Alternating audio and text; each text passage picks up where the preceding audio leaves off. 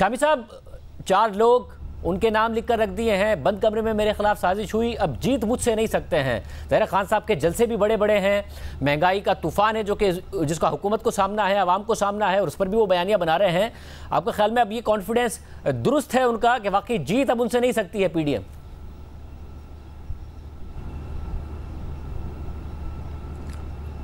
देखें, यह तो आने वाला वक्त ही बताएगा कि कौन जीतता है और कौन हारता है।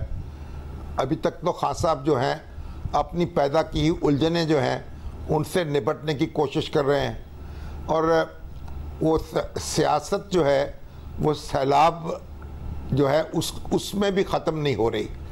ये शाहजेब साहब, मेरी ज़िंदगी में पहला इत्तफाक है।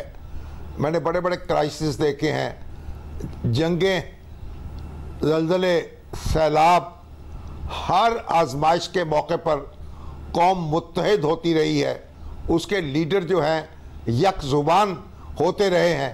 ये पहली बार ऐसा हो रहा है कि इतना शदीद सैलाब आया है, बारिश का एक अजाब नाजिल हुआ है, और 3 करोड़ लोग जो हैं वो बेघर हो गए हैं, और लोग, सैकड़ों लोग मर चुके हैं, और जायदादें तबाह हो चुकी हैं, सड़कें टूट चुकी हैं, एक इंफ्रास्ट्रक्चर तबाह हो चुका है, फसलें उजड़ चुकी हैं, मवेशी हलाक हो चुके हैं। ऐसे माहौल में भी हम एक दूसरे को बख्शने पे तैयार नहीं हैं, सियासत छोड़ने पे तैयार नहीं हैं, और हर कोई तलकीन करता है कि सैलाब के मौके पर सियासत नहीं होनी चाहिए, लेकिन कोई छोड़ने को तैयार नहीं है।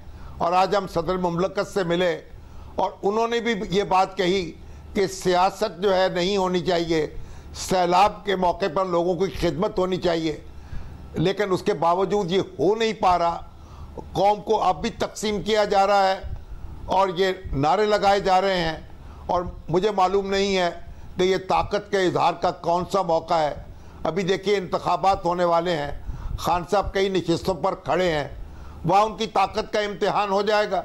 अगर लोग उनको मुंतखब कर लेंगे हर नशिस्त पर, तो यकीनन वो नाकाबिल तस्खीर ठहरेंगे। और फिर इंतखाब जो है, कौमी इंतखाबात, वो भी कौन सा दूर रह गए हैं, तो वो भी इंतखाबात भी होने हैं। इस वक्त तो मौका है कि लोगों को मुत्तहिद किया जाए, उनके जख्मों पे मरहम रखा जाए। ना हुकूमत ये बात सुन रही है, ना अपोजिशन सुन रही है। हामिद भी साहब, आप बताइएगा कि ये जो 4 नाम हैं और जो उन्होंने बाकायदा तौर पर रिकॉर्ड कर रख दिए हैं, अगर उन्हें कुछ हुआ तो वो सामने आ जाएगा, और बंद कमरे में साजिश हुई, ये कुछ किस पार्टी में किसी को पता है, इसमें कुछ हकीकत है? आपकी खुद भी इमरान खान साहब से मुलाकात हुई थी, ये या वो ऐसे ही इस वक्त ब्लफ कर रहे हैं या धमकी दे रहे हैं, या ऐसा कुछ है जिसकी वजह से हुकूमत को भी डरना चाहिए और जो 4 नाम है उन्हें भी डरना चाहिए? कि मेरा इस वक्त माइंडसेट बिल्कुल डिफरेंट है। आधे से ज़्यादा पाकिस्तान डूबा हुआ है, और मेरा ख्याल है कि जो सैलाब है वो है असल स्टोरी, जैसा कि शामी साहब भी कह रहे हैं। तो अब इमरान खान साहब के बारे में अगर आप बात करना चाह रहे हैं, तो इमरान खान साहब एक गैर मामूली सूरत हाल का शिकार हैं, और इमरान खान साहब जो हैं उनको डिस्क्वालिफिकेशन के ख़तरे का सामना है, उनको गिरफ्तारी के ख़तरे का सामना है। तो वो उसका मुकाबला करने के लिए जो भी एक सियासतदान करता है वो कर रहे हैं। याद हो ना कि हुकूमत ने भी जो एक क्राइसिस की सिचुएशन है इसका अदराक करते हुए उसने भी फैसला किया हो कि चलो इमरान खान पे मुकदमे वगैरह दर्ज नहीं करते हैं, दहशतगर्दी का मुकदमा नहीं बनाते हैं और मुकदमे नहीं बनाते हैं, लेकिन वो तो मुकदमे कायम किए जा रहे हैं। यहाँ तक कि इस्लामाबाद के एक थाने में दफ़ा 144 का मुकदमा भी बनाया गया इमरान खान साहब पे। तो ये इमरान खान साहब जो है वो अब अगर इस सूरत हाल में जलसे कर रहे हैं, तो ये उनके ख्याल में, उनके हामियों के ख्याल में उनका राइट है, लेकिन जलसे उनको, मेरा ख्याल है अगर जलसे कर रहे हैं तो साथ ही साथ उनको रिलीफ का काम भी करना चाहिए।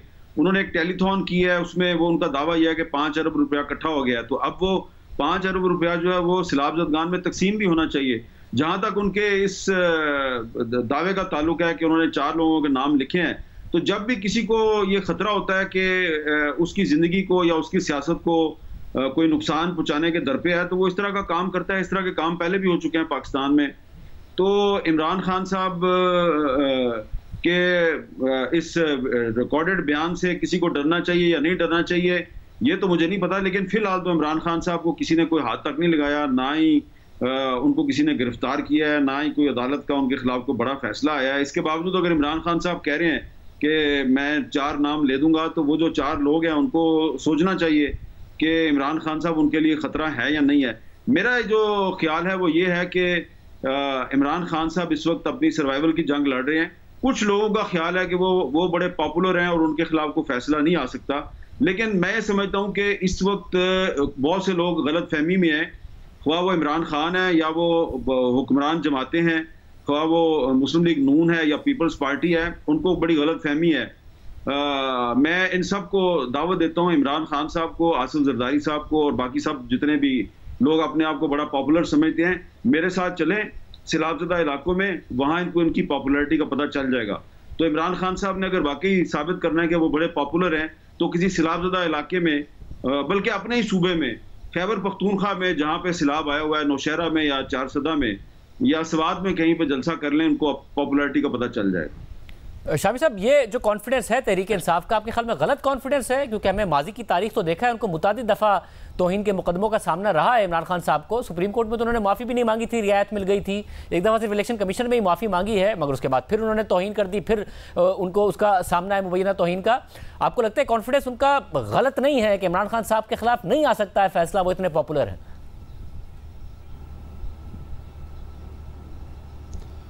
देखिए, इमरान खान साहब के ख़िलाफ़ जो मुकदमा है उसमें अदालत ने बड़े नरम रवैये का मुजाहरा किया है। अदालत को ये दरख्वास्त नहीं दी गई थी कि हम अपना मौक़िफ़ तब्दील करना चाहते हैं, उस पर असर नौ गौर करना चाहते हैं, हमें एक और मौका दिया जाए। इस दरख्वास्त के बग़ैर अदालत ने ख़ुद मौका दिया कि आप सोच लीजिए और 7 दिन गौर कर लीजिए और उसके बाद अपना जवाब जमा करा दीजिए। तो ये अदालत जो है वो तो उन्हें कोई सज़ा देने पे बदिद नज़र नहीं आती, वो तो मुआफ़ करने पर बदिद नज़र आती है। इसीलिए उनको एक मौका दिया गया है।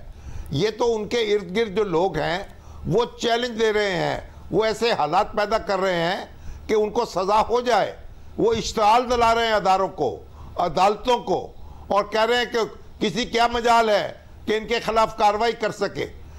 इससे तो मुझे मालूम होता है कि गोया सज़ा दिलाना मकसूद है, उकसाना मकसूद है, इश्तिहाल दिलाना मकसूद है। तो ऐसे लोगों से बचना चाहिए खान साहब को, और कानून से का सामना करने के लिए कानूनी दायरे में काम करना चाहिए, और खान साहब को इस मौके से फ़ायदा उठाना चाहिए। अदालत जो है वो उनके दर पे नज़र नहीं आती, अदालत से उनको बार बार रिलीफ मिल रहा है, अदालत उनको मौका दे रही है। और पॉपुलर लीडर्स जो होते हैं वो उनके खिलाफ कार्रवाई जो है कोई पसंदीदा बात भी नहीं होती, खाब उसे असूली तौर पर कुछ भी कहें। असूली तौर पर तो आपको मालूम है अमीरुल मोमिनीन हज़रत उमर इब्न ख़त्ताब एक मुकदमे में पेश हुए तो जज ने उनको या अमीरुल मोमिनीन कहकर मुखातिब किया। उन्होंने कहा ये पहली नाइंसाफ़ी है जो तुमने कर दी है इस मुकदमे में, मुझे मेरे नाम की बजाय अमीरुल मोमिनीन कहकर पुकारा है। तो जब अदलिया ने यह कहा कि आप एक पॉपुलर लीडर हैं, उनसे हम तवक्को नहीं करते, तो उनकी पॉपुलैरिटी का जिक्र करके उनको एक स्पेशल स्टेटस दे दिया गया। इसको लोगों ने को पसंदीदा निगाहों से नहीं देखा, लेकिन इससे यह तो मालूम होता है कि अदालत बज़िद नहीं है, उनके दर पे नहीं है, उनको मौका दे रही है अपनी गलती का एहसास करने का, और ये उनको एहसास करना चाहिए। अभी जो लिफाफे में बंद करके वो 4 नाम रख लेंगे, अगर खुदा न खास्ता नुकसान हो गया उसके बाद क्या होगा? कानून का तकाजा ये है कि वो नामों से कानून नाफिज करने वाले अदारों को आगाह करें, उनको नहीं तो अदलिया को आगाह कर दें, ताकि बर वक्त उनके खिलाफ कार्रवाई की जा सके। अगर कोई साजिश हो रही है उसकी सरकोबी की जा सके।